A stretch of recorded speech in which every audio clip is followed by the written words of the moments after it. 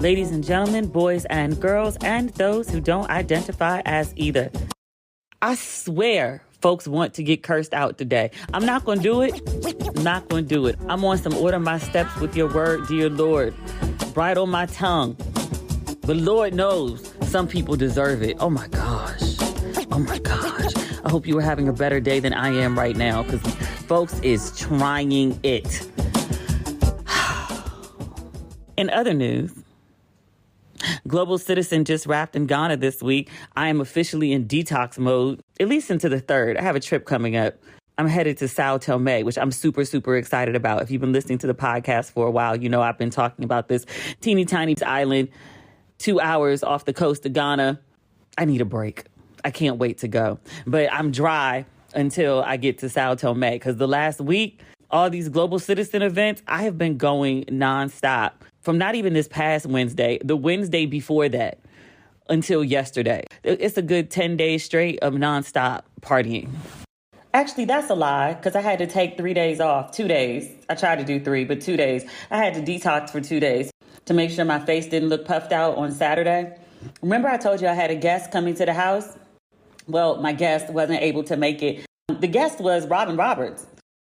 Maybe 3 weeks ago, Good Morning America reached out and they said they were coming to Ghana for Global Citizen, and they were working on a segment about Black Americans living abroad. There's been a small exodus, a Blaxit, if you will, of Black folks, not even just moving to Ghana, because a lot of people are in Mexico and Portugal as well. But there's also a lot of Americans here. So Robin was not able to make it, unfortunately, which I was super excited about, because you know how Robin does like the walk and talk in the street. I was really trying to figure out like which street that we walk down, because in general, there's not sidewalks here and there's open sewers on each side of the road. And I was like, Lord, Father God, I want to do this walk and talk in the street, but trying to like walk and talk in a way that makes sense and look cute on camera and keep Robin Roberts from getting hit by a car or falling into an open sewer. I was like, that's just too much at once. I spent a lot of time figuring out which street we should walk down in my neighborhood. But unfortunately, she wasn't able to make it. We still shot the segment. We went to a cute rooftop not so far from my house, and my friend and I had lunch, and the cameras followed us there. And then we came back to my house and they interviewed me in my living room. So it was really cute. That segment, I haven't seen anything from it yet. I hope it turned out good. The interview was really fun, so I hope it did. But the segment airs tomorrow, Wednesday. I don't know the time. I just know it's on GMA in the morning. You'll probably see it before I do. I won't get the link until after it airs. I hope it's real, real cute. But I was really excited to be a part of it. When the producers reached out, one of them has been a Ratchet and Respectable listener for a while. And so she said that, you know, when they got the call that, you know, we're going to Ghana, she was like, oh, we have to reach out to Demetria. And she said, I know that you haven't lived there that long, because it's literally, it'll be 7 weeks on Thursday that I've been here. It's not even 2 months yet. But she was like, I know you haven't been there long, but you've been to Ghana plenty of times before. And then you also have like the Dear Mom, where you share about like your life and such. And on the podcast, you talk about your life. And so you really bring people along for the journey of you moving to Ghana and what it's like. And she said that, and I really just had to go sit down somewhere, because I addressed on here about, and it wasn't just one person. It was one person who wrote a review, but there's other people who've said things in my DMs or sent emails. I'd really had qualms about, like, maybe I should stop talking about, you know, my experience in Ghana, which overwhelmingly people wrote in and was like, girl, don't stop. Like, that's what I'm tuning in for. Like, the pop culture is cute, but I'm here for the Ghana adventures. It's one of those things that I was doing, or I am doing, because I didn't stop, but what felt natural and right for me in this chapter of my life to share those adventures, because I always shared what was going on in my life for the first few minutes of the podcast. That's been part of the format since, you know, the early days, once, you know, I got an actual format going.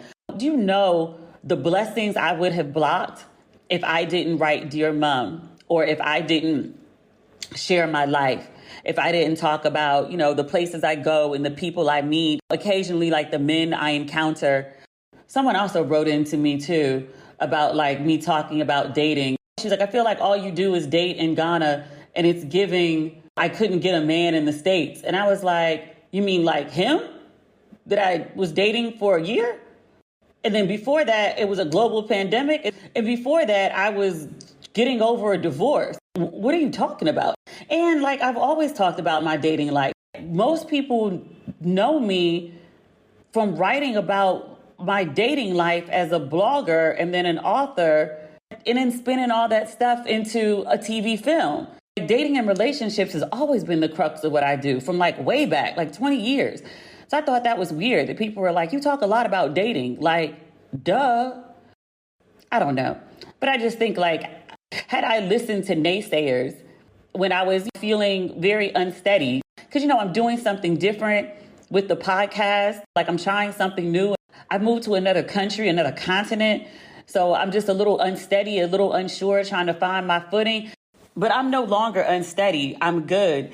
And GMA calling and being like, we want to share your story with a wider audience because of the way you share your story on your platforms was really just a great affirmation that my instincts were correct, that the overwhelming majority of the audience was also correct. Because people were like, don't you stop talking about Ghana.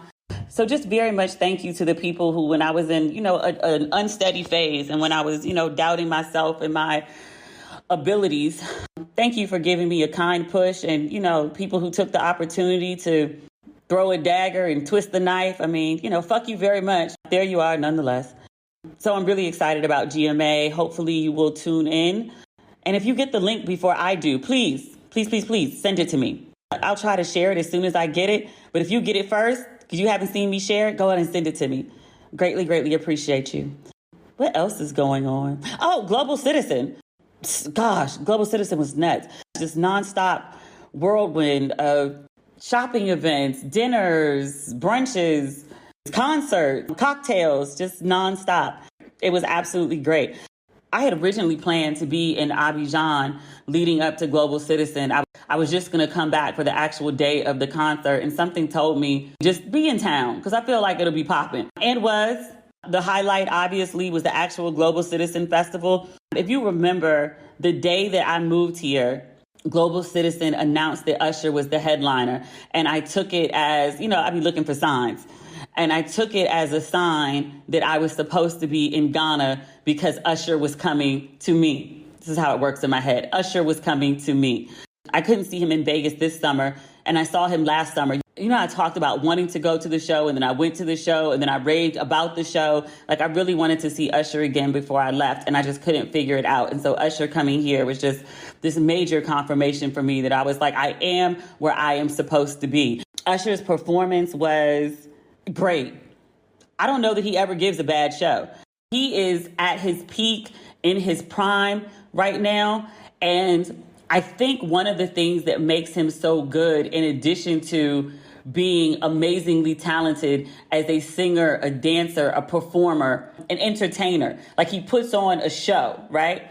He loves what he does, and it radiates from him when he's on stage. He's up there having fun, and it's almost, not even almost, it's infectious. Like, you want to have fun with him. I was in the throngs, in the crowds. There was a VIP where everyone was just sort of hanging out, and there were like tables and couches and more space. And you could watch the whole concert on one of the screens, like from the comfort of your seat. I was there with some friends, but they were like, no, I'm not going into the crowds. And I was like, see y'all later.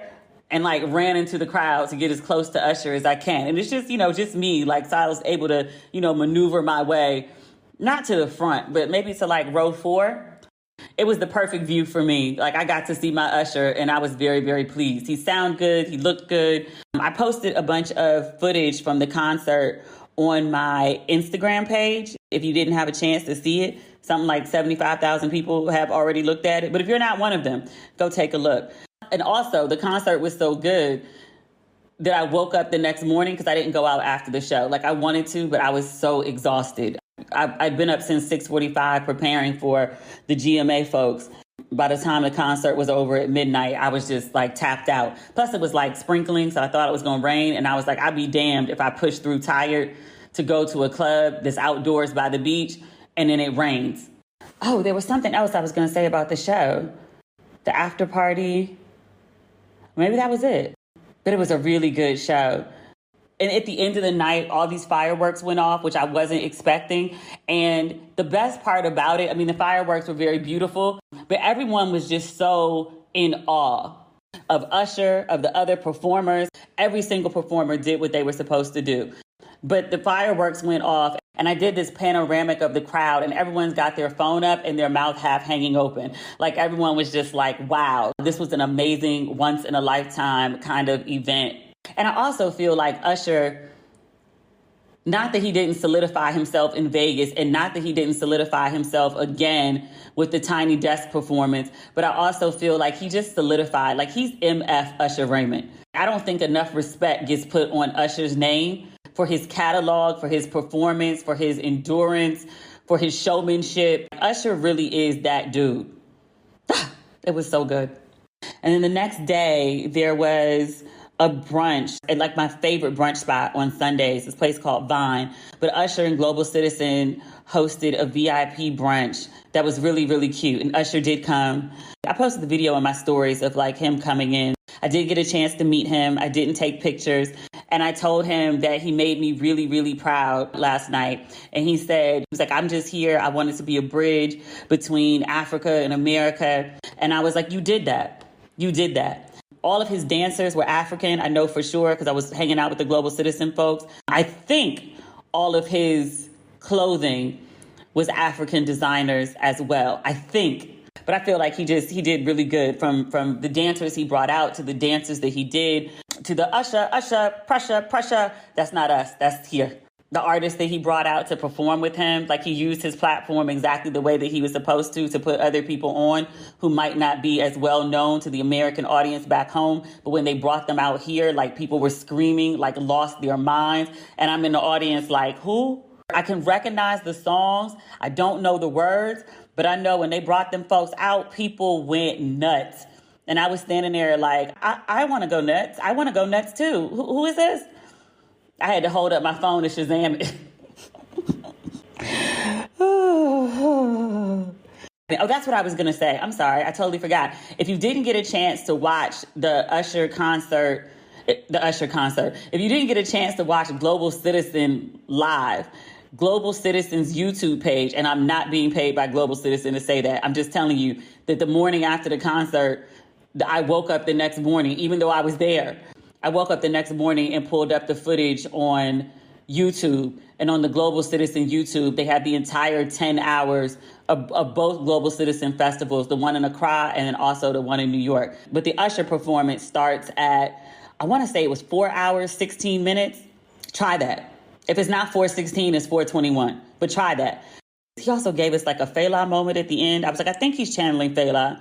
He had on black leather pants. I think he might have had on his shoes, though. But he absolutely took his shirt off. His body is amazing. It was amazing last year in Vegas. I'm not surprised it's still amazing, but it's kind of amazing. He got some grown man thick. I like it. I like it lots. What else? There was something else I was going to say about Usher. No, maybe that's it.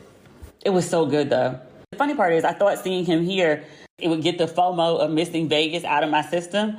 And now I'm just like, shit. Now I want to go to Vegas and see Usher.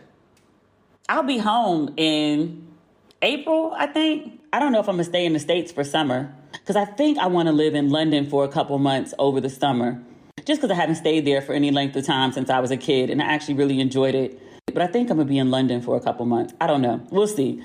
We'll see. Summer is summer. I have a lot of travel lined up before that.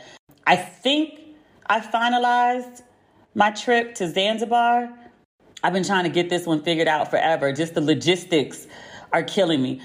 I think it's Nairobi, Zanzibar, Lamu, which is in Kenya.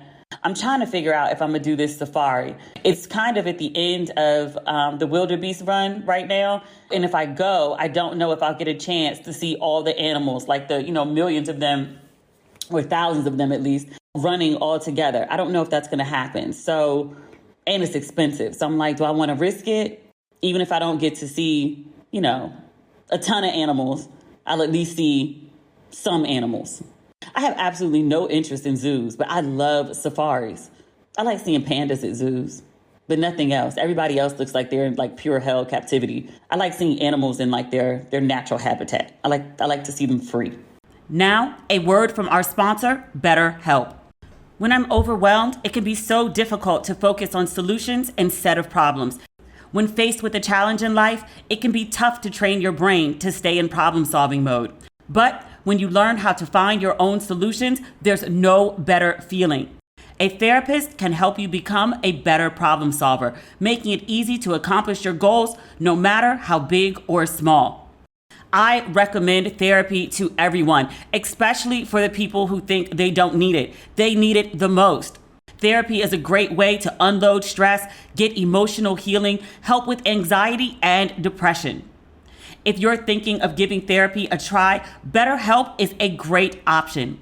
It's convenient, accessible, affordable, and my favorite part, entirely online, which makes it easy to access. Get matched with a therapist after filling out a brief survey and switch therapists anytime. When you want to be a better problem solver, therapy can get you there. Visit betterhelp.com/ratchet today to get 10% off your first month. That's betterhelp.com/ratchet. But enough about me. I tried to watch Dahmer. I woke up yesterday at like 7:30 when I got home from working out. I was like, it's bright and sunny out. Maybe I can, watch a couple episodes in the mornings so it's not sitting in my mind late at night, because that's usually when I watch TV, is like before I go to bed. One of my friends told me she fell asleep watching Dahmer and she woke up in the middle of the night and the big Netflix ad with Dahmer's face, that scary looking white man, was just on her like 70-inch TV staring back at her. And so she was like, oh, fuck no. I made it maybe 5 minutes, not even that long, into the episode. And I was like, that white man is creepy as shit. I couldn't watch it. I'm going to get through it because so many people are watching it and raving about it. There's a particular episode, I think the guy is deaf, and I want to experience that episode. Like everyone talks about like what an amazing episode of TV it is, just like, writing, directing, visually stunning, the whole nines. And I just want to see what that is. But they were like, you can't just watch individual episodes. Like you got to like watch the whole build up for to like really get it. But I made it through, and I'll just tell you like what the first 2 minutes are. You can tell me if you want to go through it. But Niecy Nash is sitting in her living room and she could hear this sound coming through the vent, and she can't figure out what the sound is. Because we know what the story is about him like cutting folks up and eating them, we know what it is. If you didn't know that context, you would hear that sound and be like, are they sawing something? Are they drilling something? Like, are they constantly building IKEA furniture like the person who used to live above me in LA? It would be very confusing. And so then when the sound goes off, dude leaves his apartment and Niecy opens the door and was like, hey, the smell coming from your apartment is worse than ever. He was like, oh, I had some bad meat in the refrigerator. And she was like, yeah, I saw you take a whole lot of meat out last week. Like the smell should be gone by now. Why does it still smell like that? So he was like, oh, I'll take care of it over the weekend. Sorry about that. And he's just like the creepiest fucking white man ever. Like when he's talking to Niecy Nash, literally his direct next door neighbor, he's not aggressive. He's actually rather passive, but he's just so damn creepy. I was just like, I can't watch this shit. No. Oh, there was something else with Dahmer too. I watched this, the 5 minutes of it, right?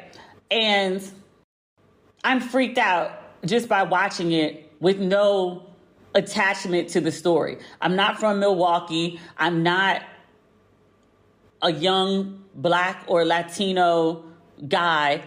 Those were Dahmer's primary victims.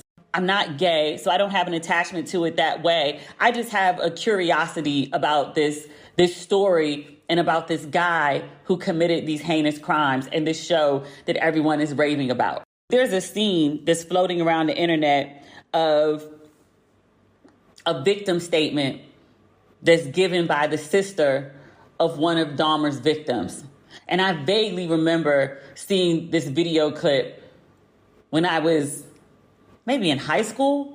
This woman, the sister, flips the fuck out on Dahmer. She's giving her victim statement and he's basically just ignoring her. Like he's sitting there like she's not even in the room. And she loses it. But I imagine, and maybe not imagine because she wrote an essay about it, which I'm about to read quotes from. That was a terrible day for her life. Like, her brother has been killed, and then you're at sentencing, and the man who did this is sitting in the room with you, looking completely unbothered about the life he stole from you. That's got to be a real bad day in your life. So Netflix, for this Dahmer story, recreates the sister giving her victim statement and flipping the fuck out. And the actress does an amazing job. So did wardrobe and hair. The actress nails it. The hand movements, the body, the head ticks, like, she nails it. And the way she loses it, the actress, is very visceral. Like, she nails it in the same way that the sister did. You know, nobody called the sister and told her that this scene was happening. I'm not saying she needed to give permission or anything like that, but nobody called her and said, hey, we're doing this reenactment of one of the worst days of your life. You may be triggered by this, and we just wanted you to know.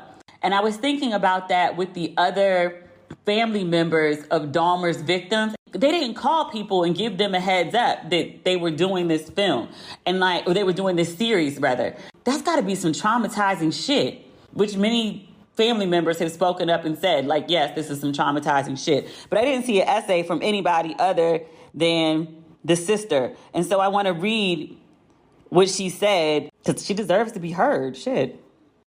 So the sister's name is Rita Isbell, and she delivered that victim impact statement in 1992. I'm reading this on movieweb.com. She shared that her brother, who was murdered 31 years ago by Dahmer, her brother, his girlfriend was pregnant at the time when he was murdered. That girlfriend has a daughter, and that daughter also has a daughter. So her brother would have been a grandfather. She wanted people to know that about him. She said she watched some of Monster. I keep calling it Dahmer, but the technical title is Monster. She said she watched some of Monster, which bothered her. She said especially the scene where the actress said verbatim what she said in the courtroom on that day. This is the sister. She said, quote, "If I didn't know any better, I would have thought it was me. Her hair was like mine. She had on the same clothes. That's why it felt like reliving it all over again. It brought back all of those emotions I was feeling back then." She said she didn't watch the whole show. She said she didn't need to because she lived it and she knows exactly what happened. She also said that now, 31 years later, she can talk about her brother's murder and Dahmer with less anger. She specifically says not as much anger. She doesn't say no anger, which completely understandable. She also said she's still learning how to forgive, which I think is beyond, especially when there's harm done to Black people and the harm is done by white people. There's always this sort of seeming push to get Black people to forgive. And I didn't notice it until there were a string of high profile Black people, not just men, but Black people killed by police, even before George Floyd.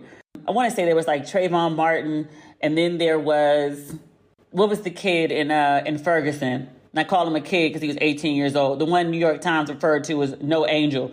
And I was like, he's a murdered teenager whose body got left in the street like a dog. And that's how you want to describe him? I'm still not over that shit. Was it Trayvon Martin's mother? Or maybe it was the little boy, the 10-year-old, who was at the playground, who had the fake gun and the police just ran up and shot him and killed him.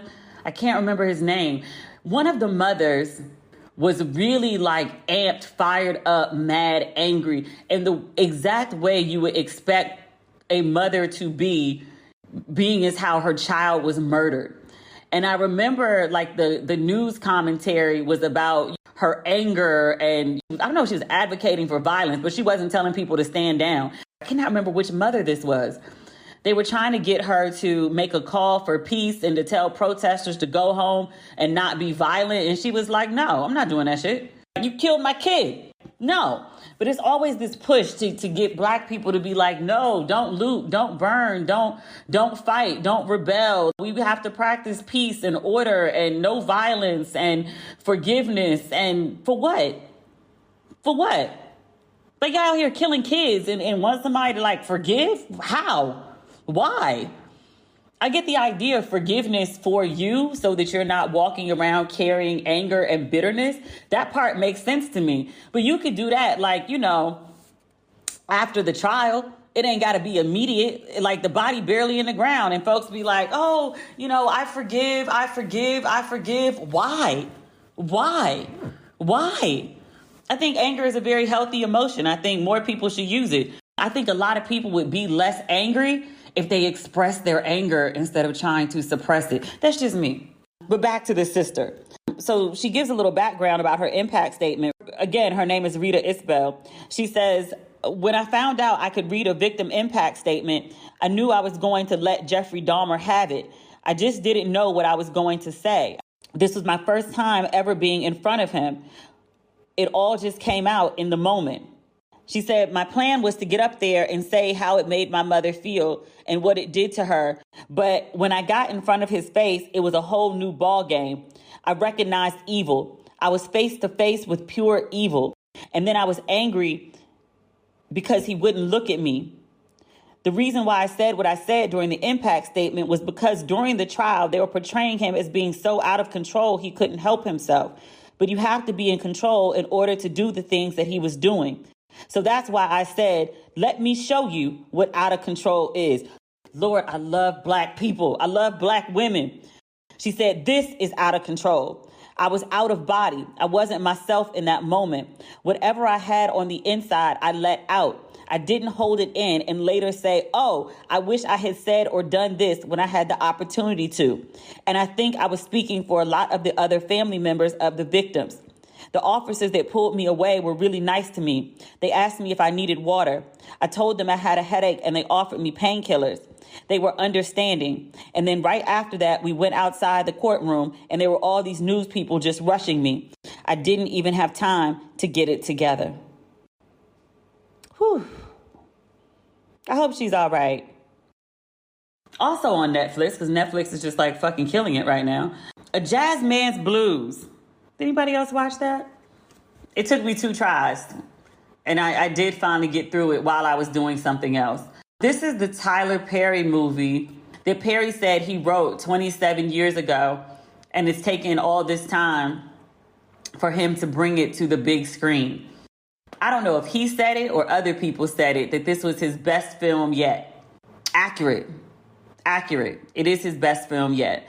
You remember weeks ago, maybe it was when I saw the trailer for this film, and I talked about how I had eased up on Tyler Perry. I think I said I wasn't going to speak negatively about Tyler Perry anymore because while I didn't much care for his film offerings, I recognize the good community work that he does, especially on behalf of Black women.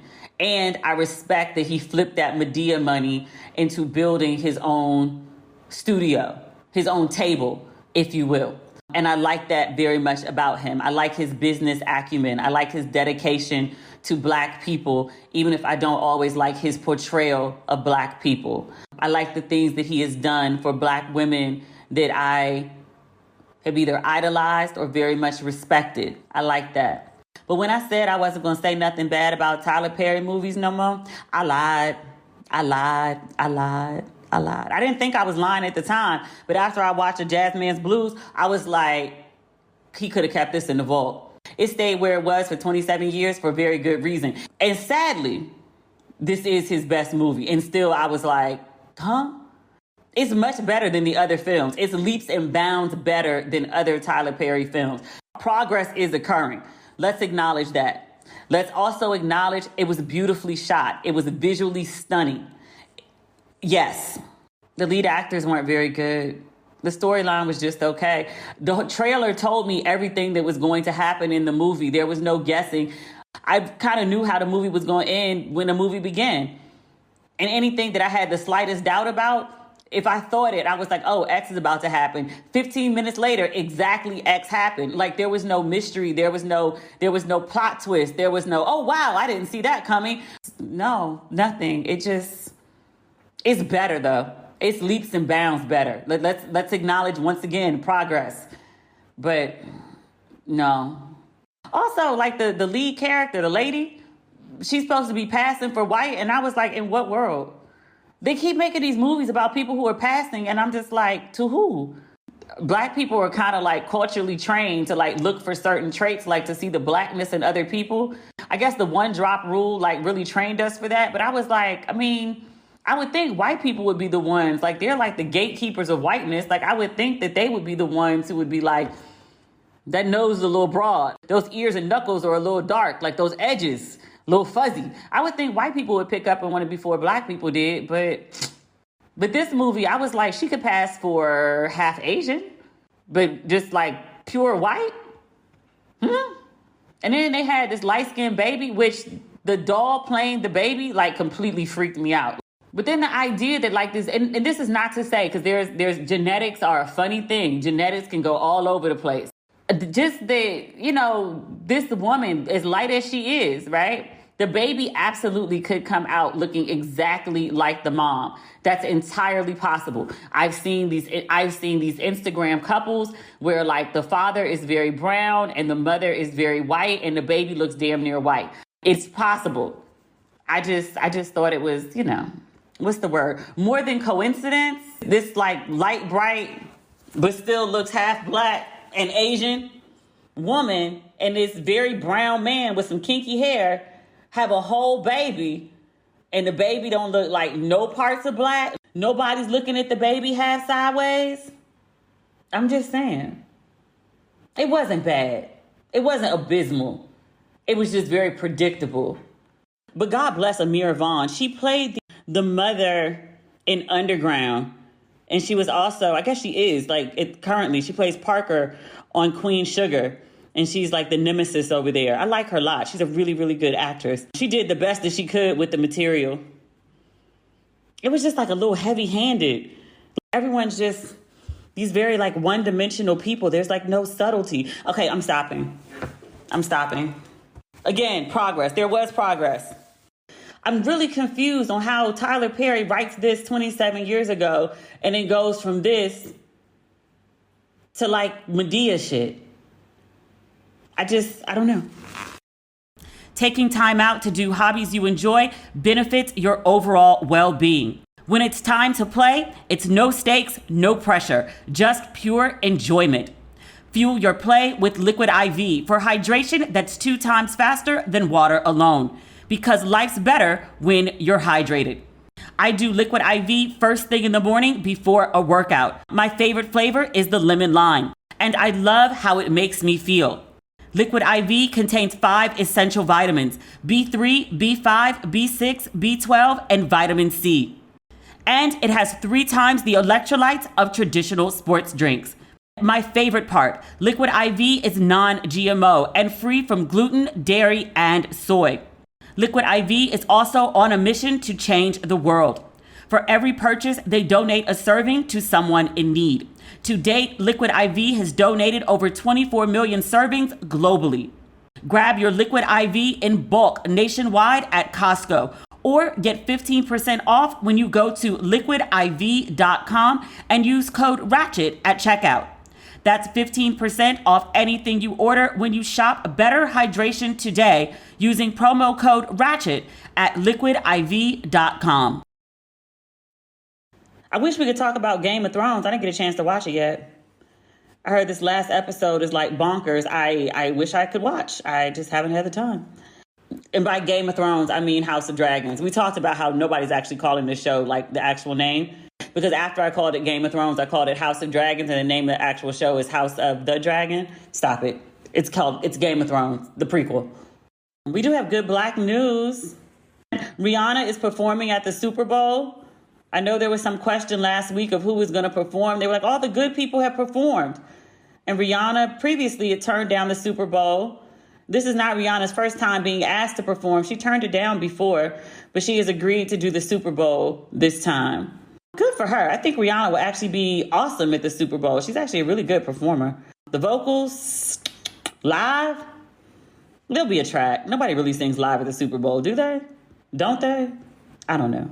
But I'm very happy about Rihanna at the Super Bowl. I love me some Rihanna. I really do. J-Hud. I saw this really cute clip Another one, we talked last week about how Cheryl Lee Ralph was on the show. I'm thinking Sherry because Sherry also has a talk show, which good for Sherry. I still haven't watched the show, but I need to. But there was another clip that's circulating from J Hud. It's an older woman in the audience, and she tells J Hud what her favorite gospel song is. And J Hud's like, oh, we could sing it together. And the woman's like, no, you go. And J Hud sings it for her. I can't remember what the name of the song is off the top of my head. Unfortunately, I didn't save the clip. But the look on the woman's face, the joy and pleasure that J Hud brought to her, melted my heart. I was like watching J Hud's show, because this is like the second clip I've seen where she's singing. I was like, is this like half talk show, like half musical? J Hud just breaks into song, which I'm totally fine with because she can sing her ass off. She's so wonderful to me for daytime TV. Like, she's a different personality than daytime TV is accustomed to, but she's wonderful. She works. I'm so glad she does. Because like I told you before, I was a little skeptical. I was wrong. I was absolutely wrong. In other good Black news, P-Valley. I read this on B. Scott's page. It said P-Valley is likely to be renewed for seasons 3 and 4. At this time, it has not currently been renewed, but it's coming. And I was like, P-Valley is like one of the best shows, most popular shows on TV right now. Like, what's the holdup? But apparently the show creator, Katori Hall, and stars have been having some not so warm feelings. So folks have heard Katori Hall, she didn't think that they showed enough love to her show the way they did Power, despite the crazy ratings for P-Valley. And I was like, did they not show love? That don't make no sense, because P-Valley was huge. The reason I started watching P-Valley is because everyone and their mother was talking about P-Valley. The premise of P-Valley, I had zero interest in whatsoever. And then everyone and their mom started talking about it. And I was like, what is going on with this show? And I was like, well, let me give a watch. One of the best pilots I've ever seen.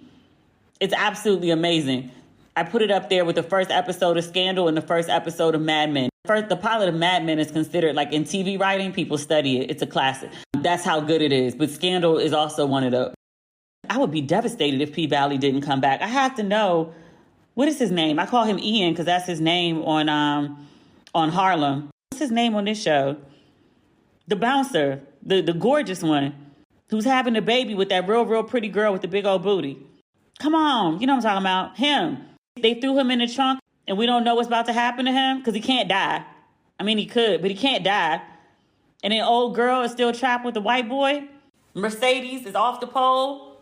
The Pink got more financial troubles because old girl ran off and took the money. I need to know what happens with my people. I'm very invested in this show. I need to see what's next for Uncle Clifford and Lil Murder. Like, is this dude going to go on tour? Will people accept him now that he's openly gay? It's all very confusing, but I was like, you can't leave me now. I am very, very invested in this show. It took me a long time to get into it, but once I was in, oh, baby. What's going on over at Stars? 50 Cent, petty though he is, I don't believe he plays with the church's money, but he just packed up his shit and was like, I'm out. He's currently looking for a new network or streamer for his projects, and Lord knows he has 50 million of them, which are so successful. After Power and all his spinoffs are doing so well, 50 Cent can do almost anything he wants to do. I'm like, how did Stars let that go? Yeah. And what about that other show? Remember there was Harlem, which came out second, because Harlem was on Amazon, but there was another show on Stars about 4 Black women that lived in Harlem. I feel like that show came and went. I never did watch the full season. I don't even know if I made it through the first episode, but I wanted to support just because, like Black girls, we'll leave that story for another time. But that show has been off. Like, is it still coming back? I haven't heard a word about it. Harlem for sure is doing a season 2. I'm pretty sure they announced that, right? Shit. I know the creator and a couple producers on the show. Pretty sure Amazon announced the season 2 for Harlem. But yeah, like what's up with Stars? Something's going on over there. Last episode, I said I wanted to talk about the Iran situation. One of the things that I am trying to be more mindful of, especially because I'm legit like a global citizen now, but I want to be more mindful to talk about big things that are going on in the world and not just the U.S. We talked about the Iran protests last week. That was for Friday's episode. They're still going. I'm reading this on Yahoo News. It says Iran has entered its 10th day of nationwide protests over the death of 22-year-old Mahsa Amini while in police custody. Amini had been detained by morality police on September 13th for allegedly violating religious law that decrees that a woman should wear a headscarf. She died 3 days later. Activists and Amini's family believe she died from injuries sustained from a beating by police. Why does this sound so damn familiar? This sounds like black people in America. Authorities in Iran deny any mistreatment, and they claim that Amini, I want to reiterate that she is a 22-year-old woman, suffered from sudden heart failure. Well, did you do something that brought on the heart failure? Because that don't sound right. Just 22 years old and just like dies from heart failure? Did she have a pre-existing condition for heart? I mean, okay. Yahoo continues, they say public anger over Amini's death has sparked some of the biggest protests Iran has seen in years. Demonstrations led by women have been held across 90 cities and towns. And social media is flooded with videos of what appear to be women burning their hijabs and cutting off their hair in public acts of defiance. Iran's government, some wild shit. They reacted by shutting off the internet to multiple cellular networks. Videos that were uploaded before the blackout show protesters fighting back against the government's security forces. On Friday, the military hinted that it was prepared to confront the enemies, i.e. the citizens of the country. That's another word for enemies. They were prepared to confront the enemy's various plots in order to ensure security and peace for the people who are being unjustly assaulted. Wait, the people being unjustly assaulted, are they referring to the police, or are they referring to the women that the police are beating in the street? On Saturday, Iranian officials said they would continue to restrict internet access until the protests cease. Elsewhere in Iran, and they have a photo of these protesters, there are reports of protesters chanting, "Offenders of the Quran must be executed." The photo of the people at this march are all men. They're waving flags. I'm going to guess that's the Iranian flag. I will put the picture of the men protesting against their own women. Who the fuck do they think they are? Like Americans? Wanting to control women's bodies and shit. Like, how familiar does this sound?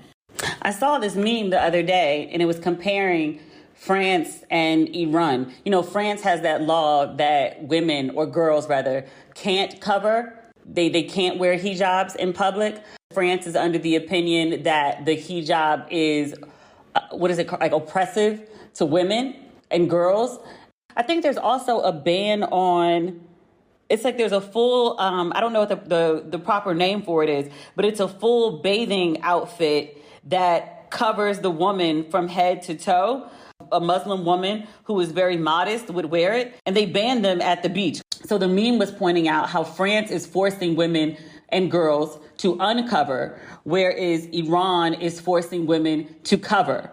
And it was pointing out that the commonality between the two, although they're doing two different things, is forcing women to do something instead of giving them a choice.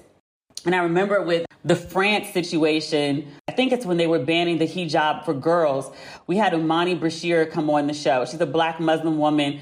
She lives in Mexico right now, but she's from Maryland. Like literally, she and I grew up not so far away from each other.